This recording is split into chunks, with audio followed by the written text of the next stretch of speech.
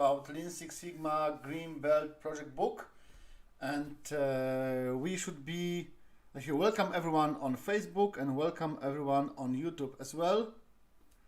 No, this one I will just check shortly if we are here on YouTube and Facebook.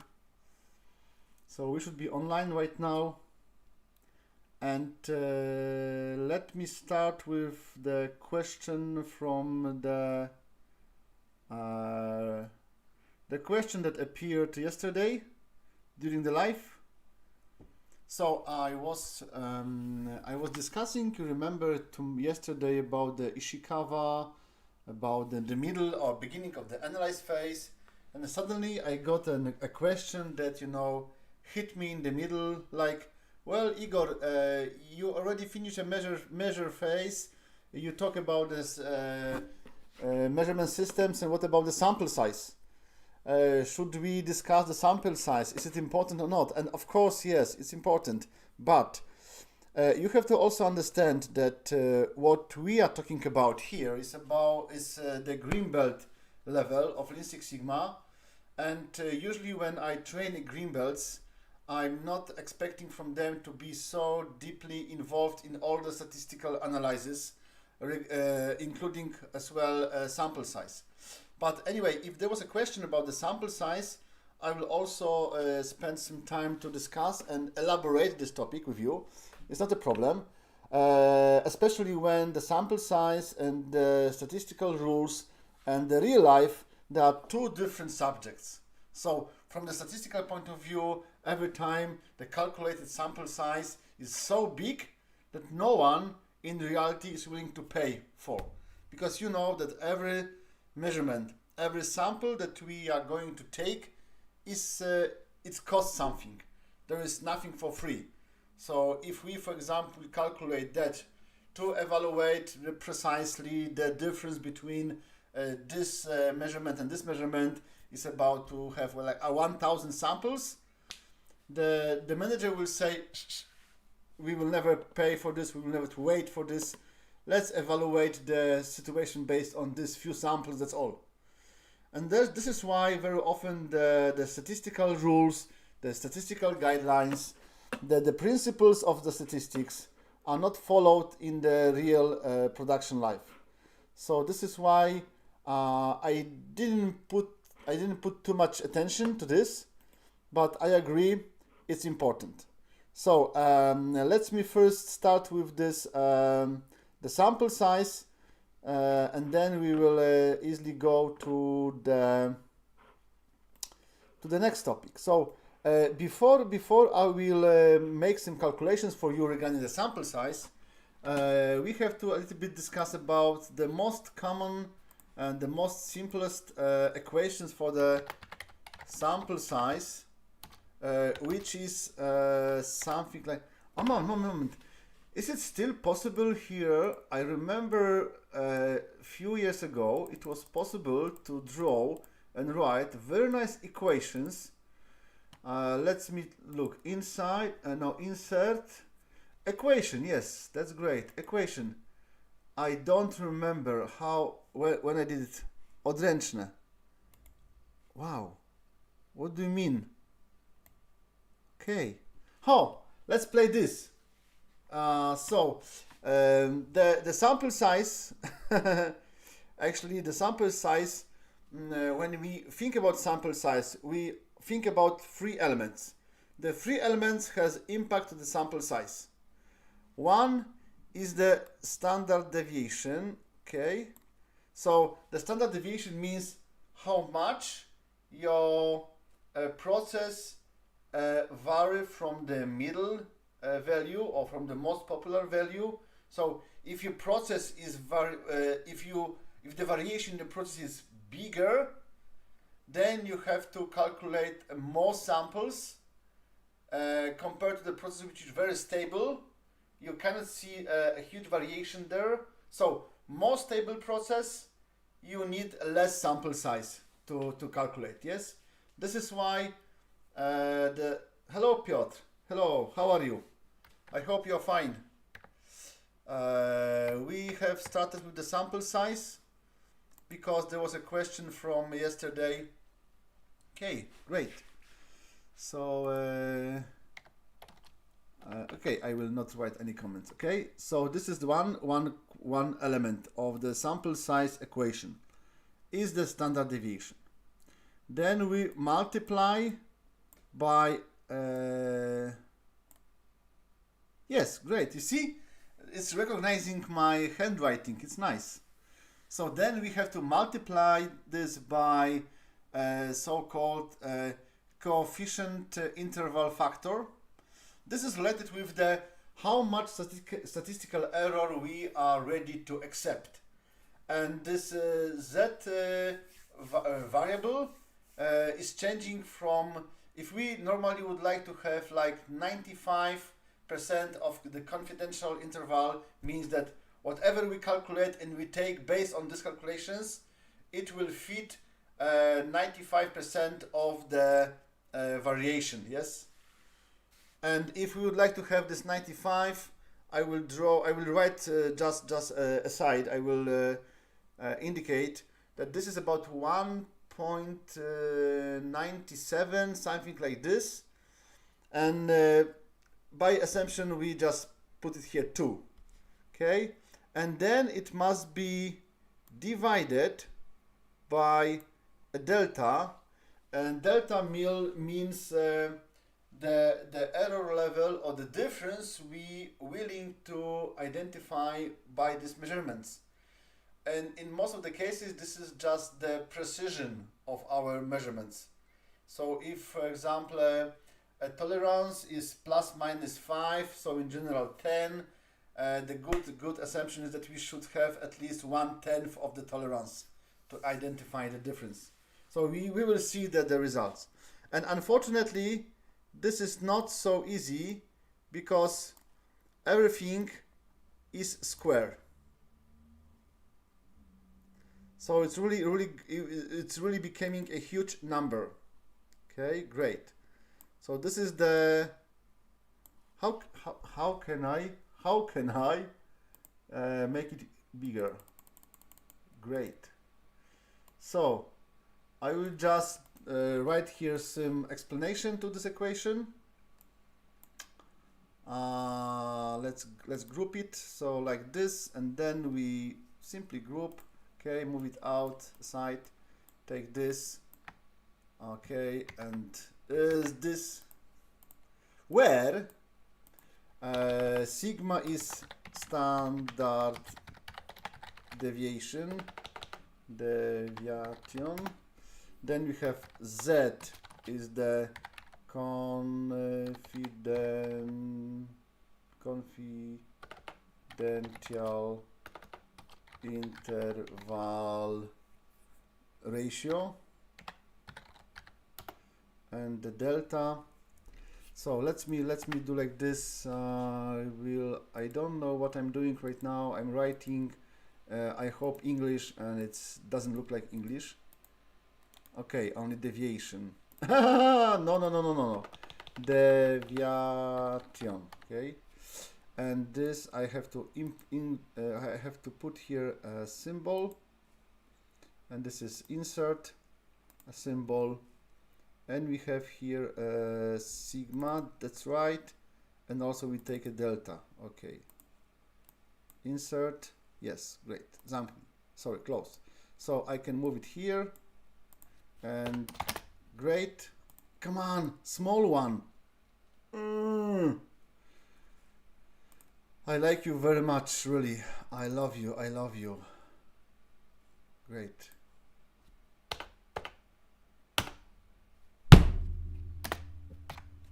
I'm sorry. It's not my emotions. It's just a PowerPoint.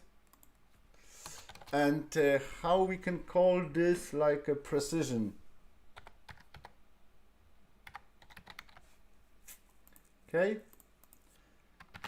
Precision.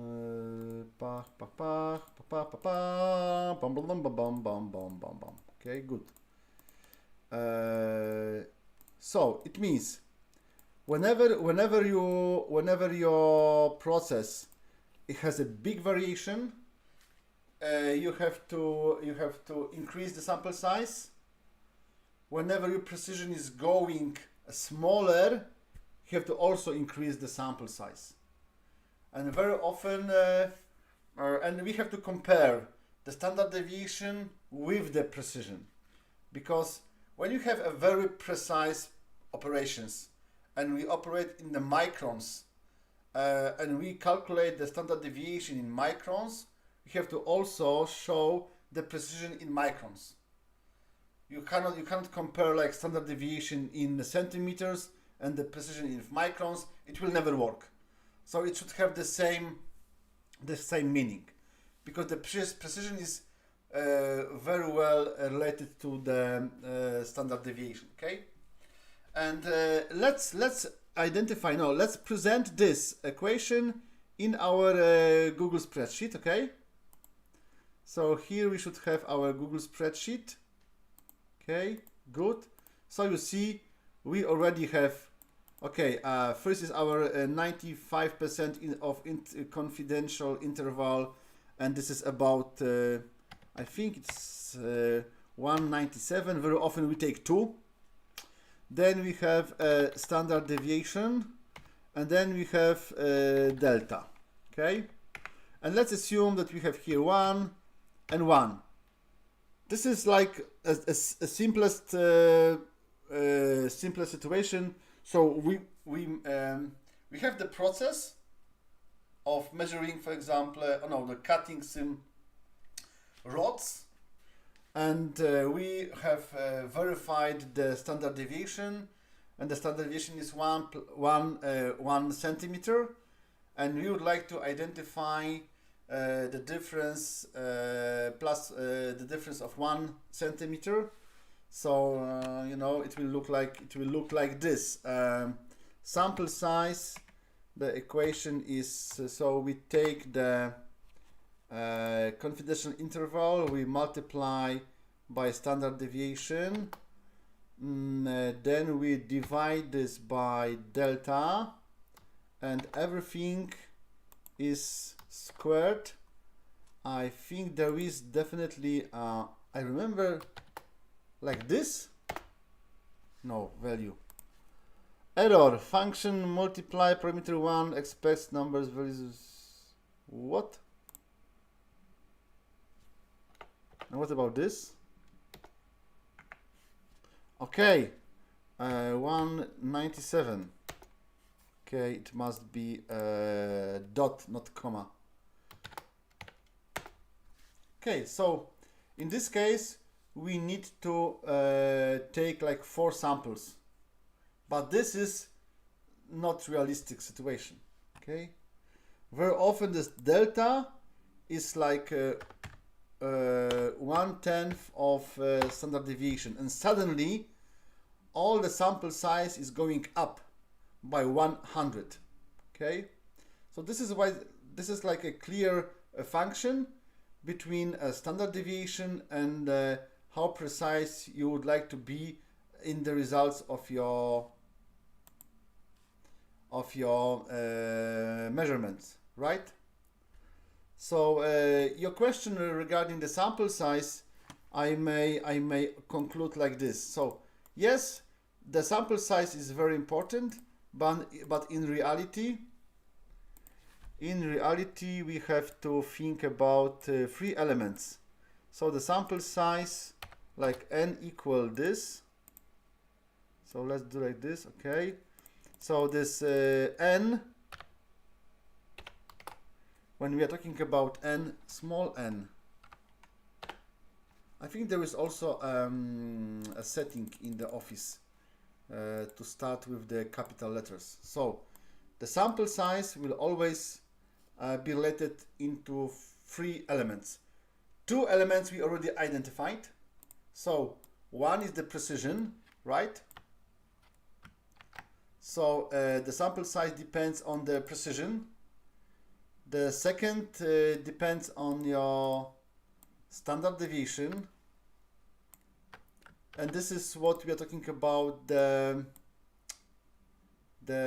error. So more variation, if we take the sample, we always if we are not taking the whole population, there is always a risk of having a gap in between the samples.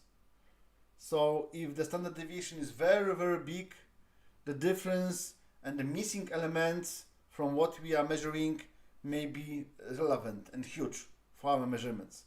So more standard deviation, more sample size. Smaller precision, more sample size.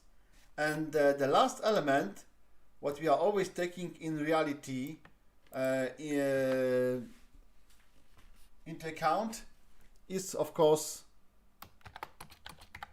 cost.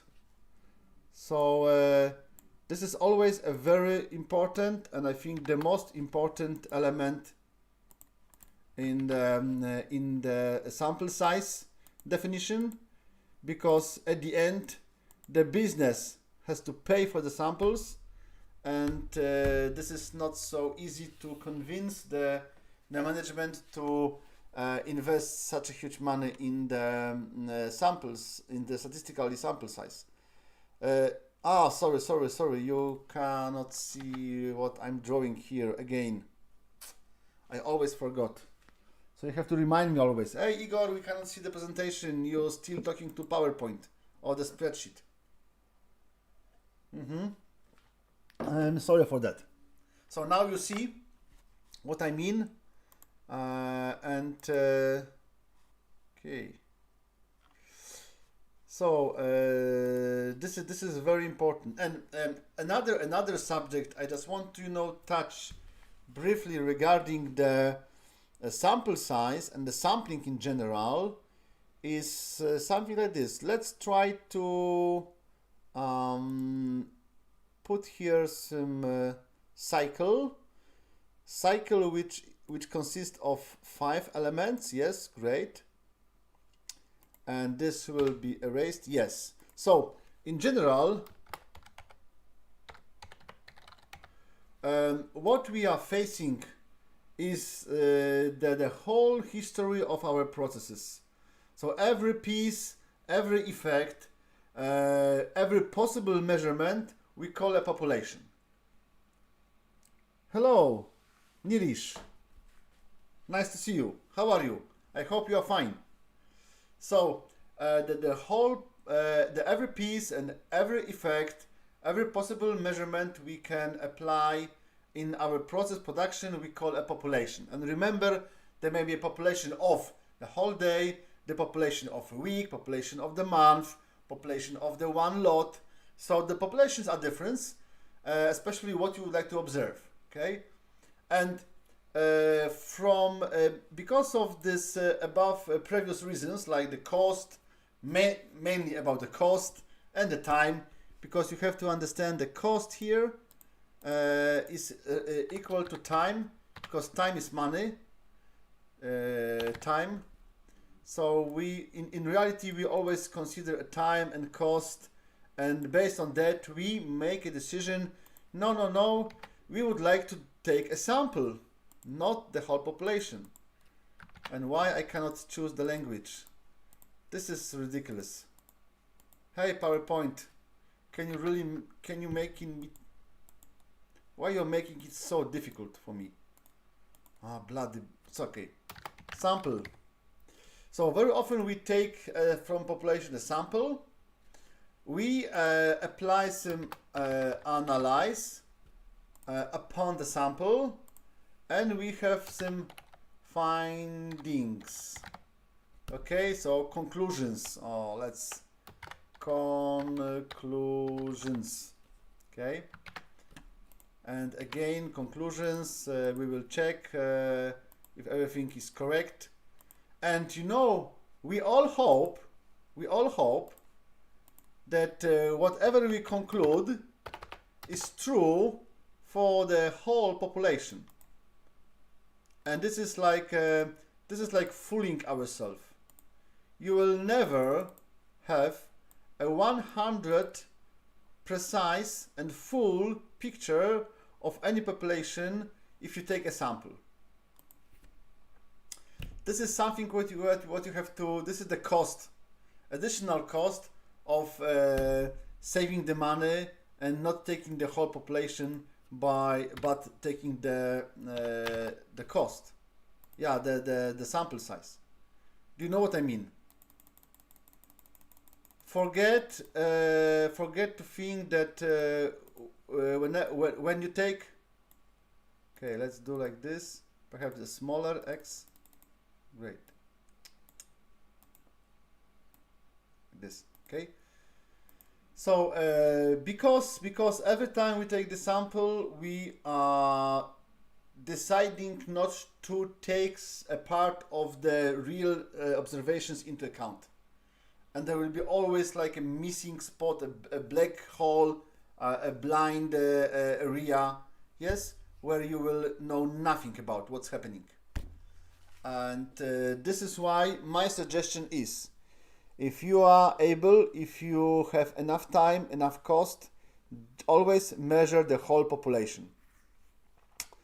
It will give you always the better results.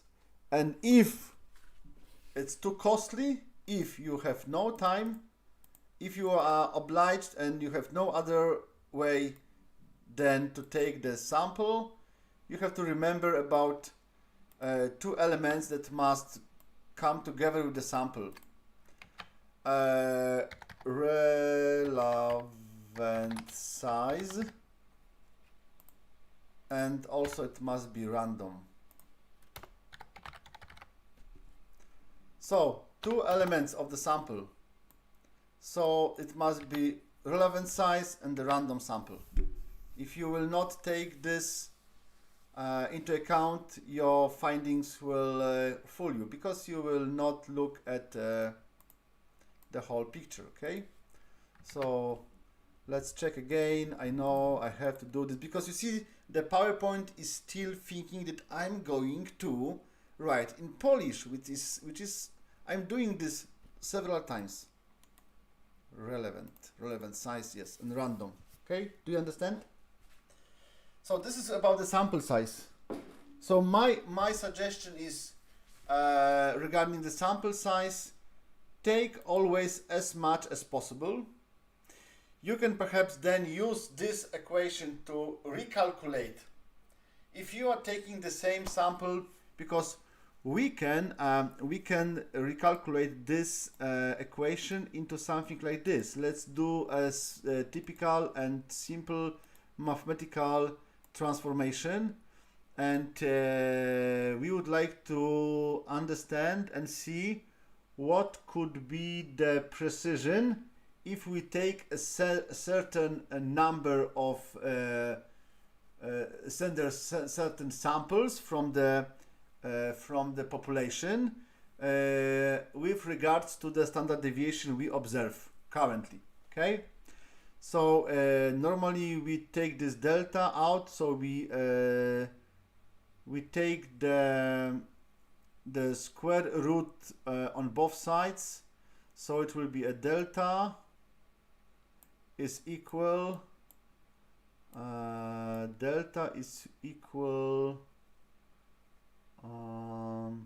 standard deviation multiplied by z and divided by root square of n. This is correct? I hope yes. If not, please correct me. I hope it's okay. Please tell me, Piotr, are you following me right now? So please tell me if this is okay. I hope yes. So based from this, we take the function or equation for delta. We take the both sides root square. Okay, good. And then I hope it's again in English root square. Okay, and then we if you don't mind, let's come back to Chrome and do this equation again. So we have the precision. Okay, let's tools, spelling, spell check, good, confidence, change, precision change, okay. I don't know what's happening, but okay, anyway. Precision, and then we calculate like this. So we take the confidential, multiply by standard deviation, okay, and we divide this by, again, I will take it in the SQR, positive square root of positive number, great, and we put like here,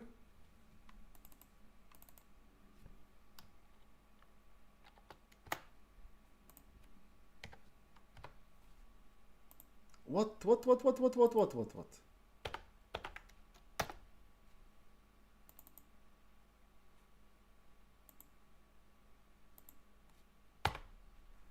Good. So, and let's simulate right now. Let's take an example. Do you know what is the standard deviation? Let's assume that we are measuring, for example, the shafts. The shaft has like 20 centimeters length. The standard deviation of this process may be like this is 20 centimeters. Let's calculate plus minus 0.5. Okay. 0.5. Okay. And then we go, so this is like in centimeters. Okay. And this is like pieces, sample, real sample size per shift, for example. So you take only 2 pieces per shift, you take more pieces, your precision is going down. So you are more precise, you see?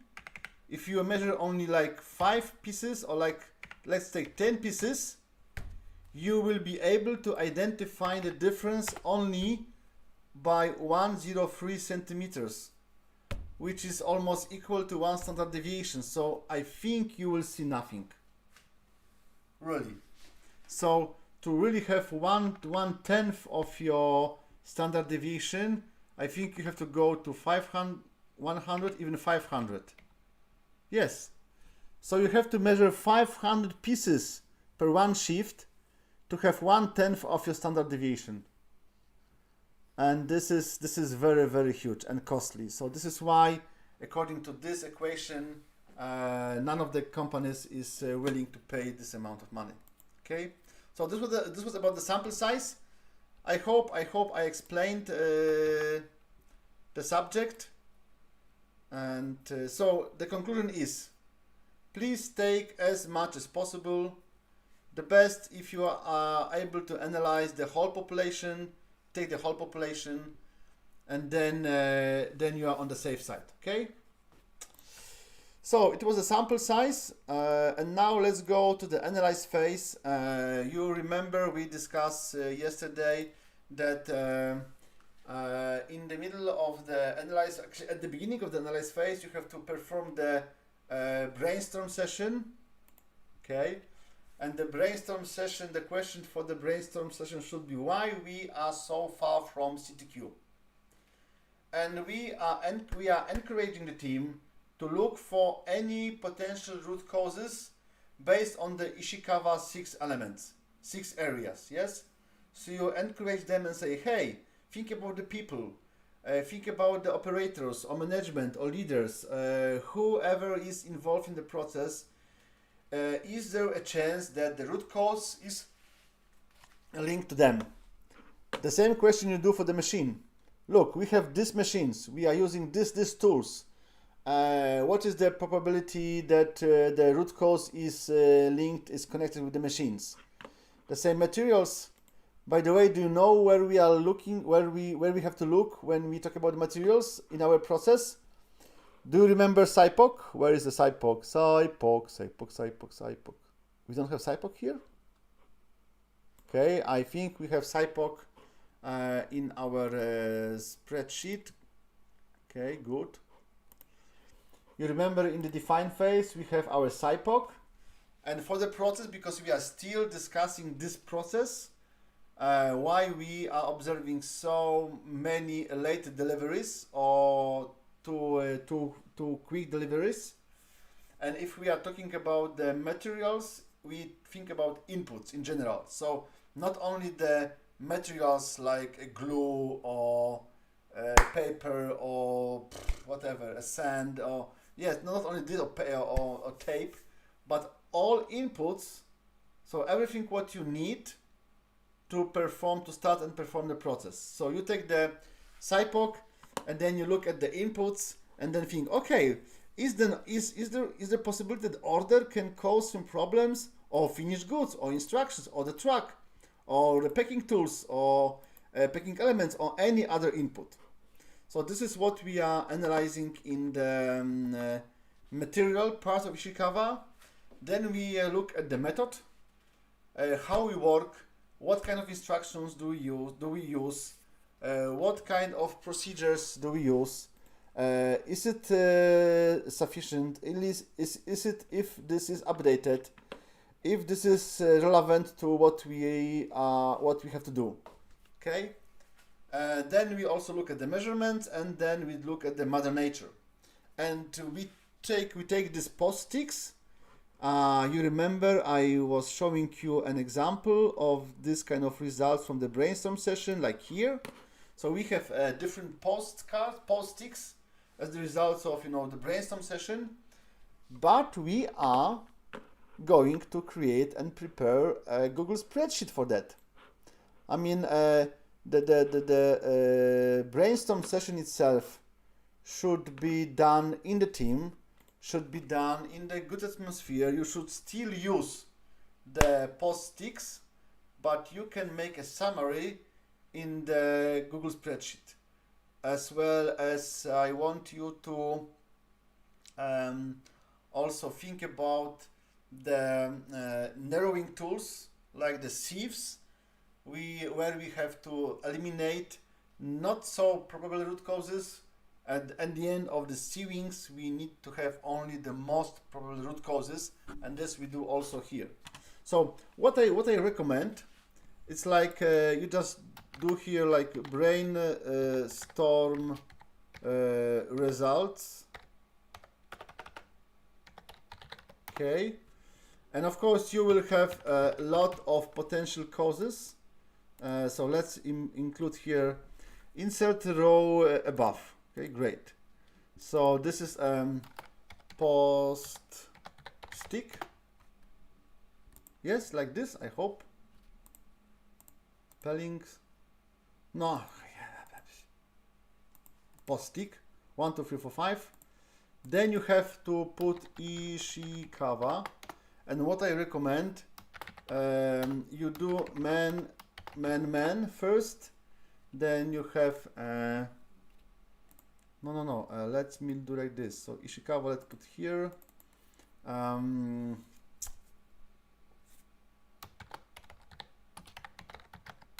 So root cause, it means where it was taken from. By the way, is it possible? I think there is like conditional formatting. Okay, good. And conditional formatting. No, it's not conditional formatting. I think I want to give here the rule that you are able to put a value only from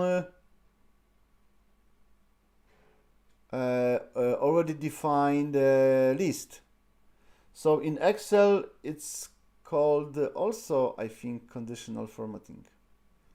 Do you know what I mean? I want to just put here, I have to learn about this. I don't know. Tools, create a form, protect sheet, and notification rules. Okay. Or perhaps list, draw, image, function, checkbox. Checkbox. Good. Okay, anyway, I will have to think about this. How can I accomplish the what I want? But here we are just putting from what was on the post-it, then what Ishikawa. Perhaps what we can do, or I was thinking previously to do is slightly differently. So let me inside one row above. This we can move down, and then here like Ishikawa man. Then there will be no, okay, and then we have blah blah blah. Then we have Ishikawa machine.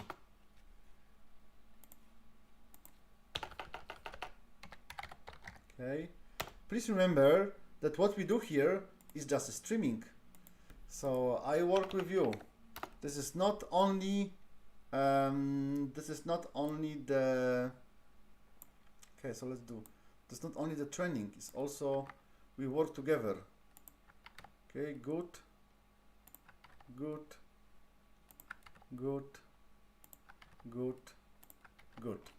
So this is man. Here we have machine. Here we have material. Here we have measurements. Here we have method.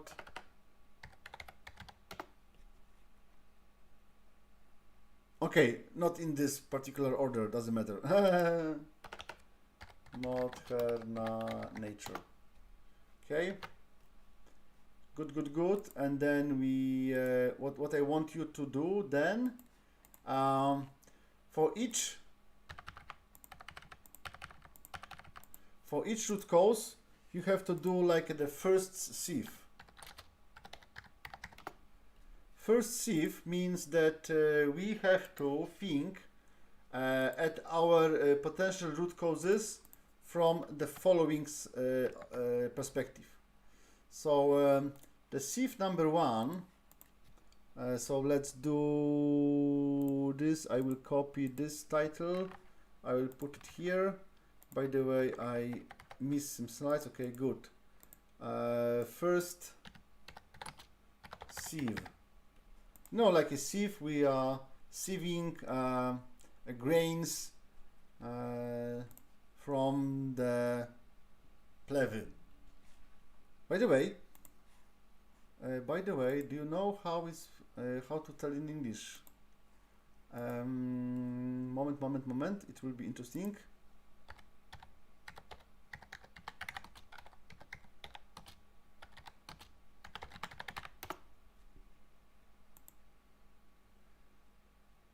Sieved chaff from grains. Sieved chaff. So you have to identify chaff and grain, and we do the same here by applying the sieves. And what we have to do, we are looking at our potential root causes that was indicated in the after the brainstorm session by everyone in the team, and we have to divide them into 3 groups, and this is related with the nature of our potential root causes and the problem we are discussing. The first group all are the root causes that are stable all time. We observe problem. So you remember the problem is probably related with the situation when we going up and down. Yes? And sometimes it's good, sometimes it's bad. And when we compare the same period of time, how this root cause is behaving, and it's still stable, there is no chance that this root cause is causing this variation. So this is why the first root cause, and why we are using this first sieve, not to spend and not to waste time when we not to waste time. And if you don't mind, just give me one moment. I will come back in a second.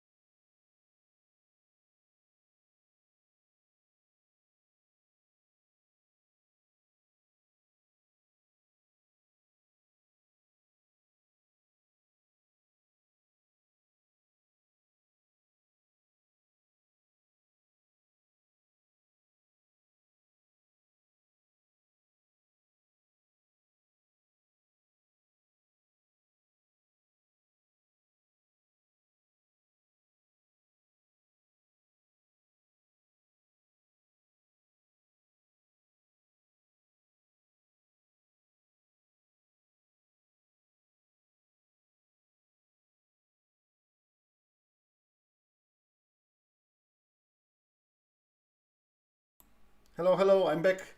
Thank you for waiting for me. So, do you understand do you understand the concept? So, the first group we have to look at.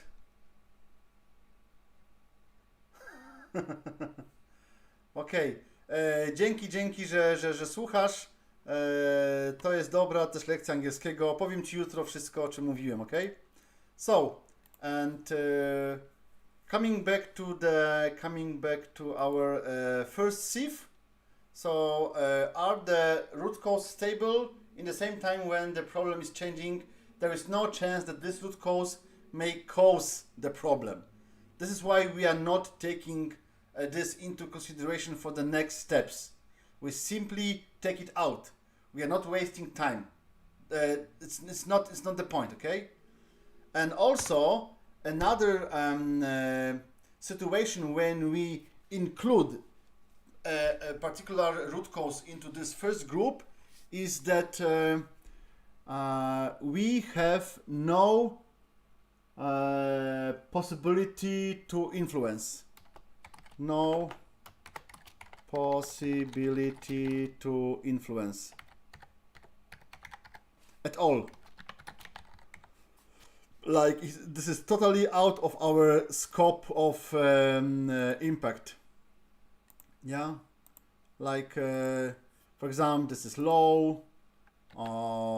This is yes, and we have no chance to impact. Right now, what's happening all over the world, the pandemic and a coronavirus virus, and we even if we have an idea, we cannot do certain things right now because there is decisions in the worldwide worldwide decisions. So this is this kind of potential root causes. And again, why we are pointing at this kind of root causes, because we don't want to spend any time to think about it in the analyze phase. So this is why we call them a constant, a big C, and very often we even do it like a red. Red C is the constant. There is no chance, forget, no way. It has no impact to the process, and no impact to the problem. Sorry. Then we have something. Come on. Okay. Then we have another group where we may have impact. No, sorry.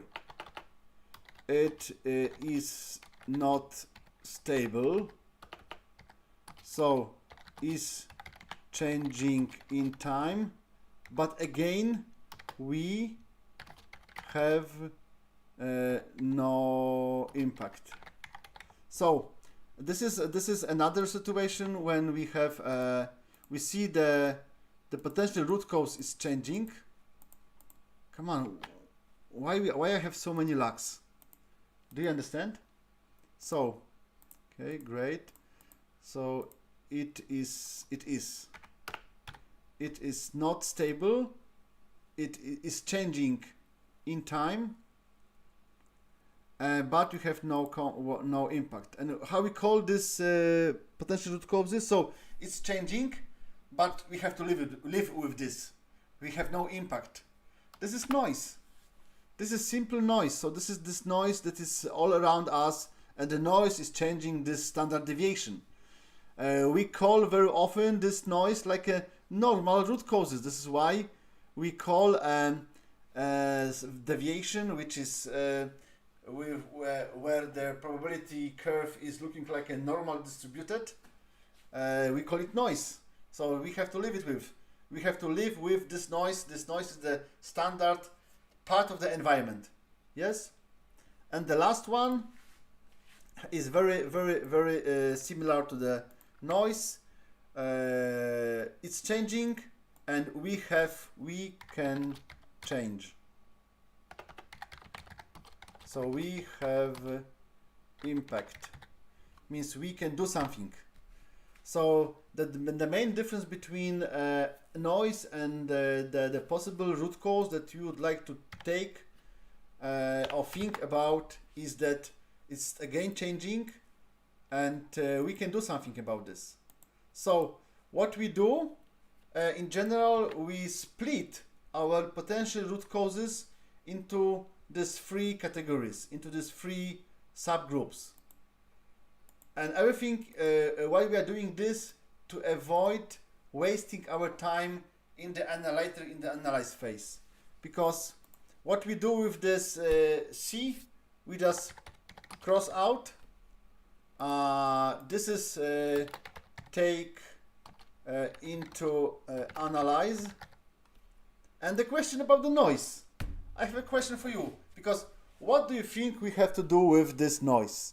I mean, you see there is a boundary here, and we can move this up or down, up or down.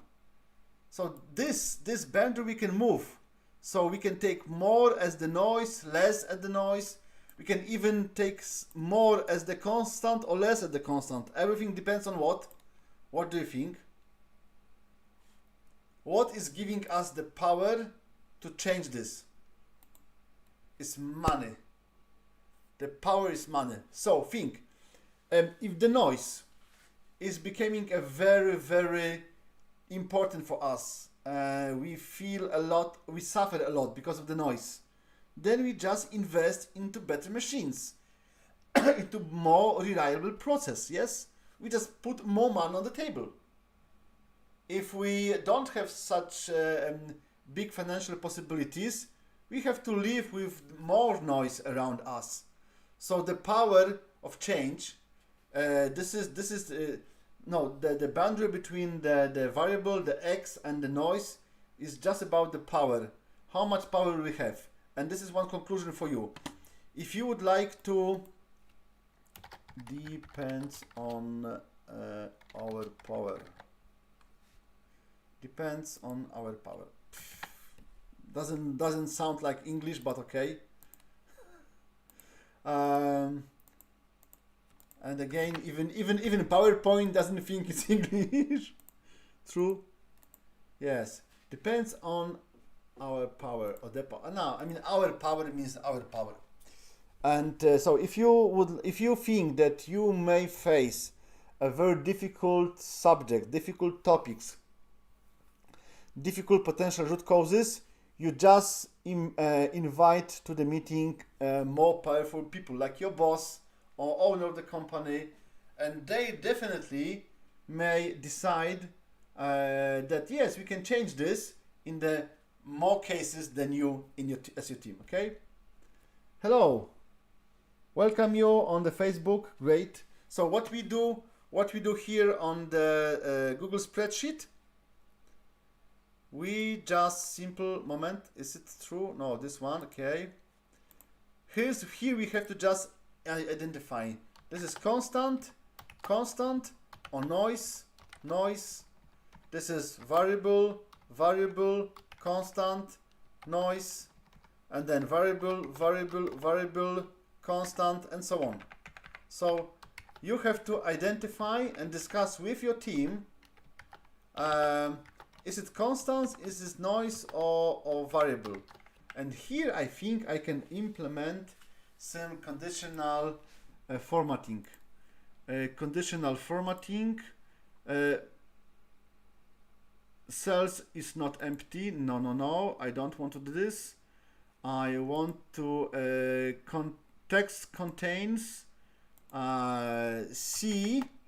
Then I want you to do this, and let's assume this. Done.